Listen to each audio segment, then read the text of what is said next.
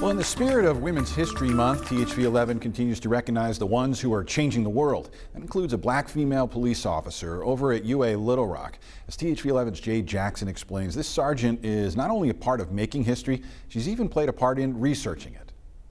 Sergeant Marilyn Thompson actually wrote her paper 5 years ago, but the research is still relevant with being black, female, with a badge. This was my life experience. Who better to write about what I had experienced when I first got into law enforcement? You're a minority in both aspects. You know, first of all, you're a minority as a black person, and you're a minority as a female. Thompson addresses the history of African Americans in law enforcement and the intersectionalities of being accepted as black women in law. Kind of intrigued me, the things we had to go through. A research paper for the Criminal Justice Institute goes in depth on the benefits of black women on the force, especially in minority communities.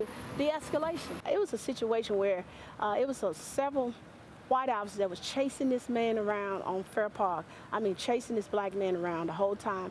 And when I was stern, I said, "Stop, sit down."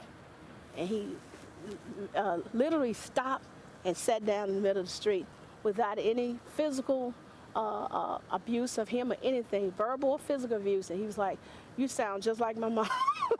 Fast forward to today, and Sergeant Thompson also addresses how media and television depictions of black female officers affect their treatment. Now, in your research paper, you talked a lot about professional acceptance versus community acceptance. Can you go into detail about that? It's, people tend to have a mistrust. But Sergeant Thompson says that's slowly changing, and so should the opportunities for black women in law.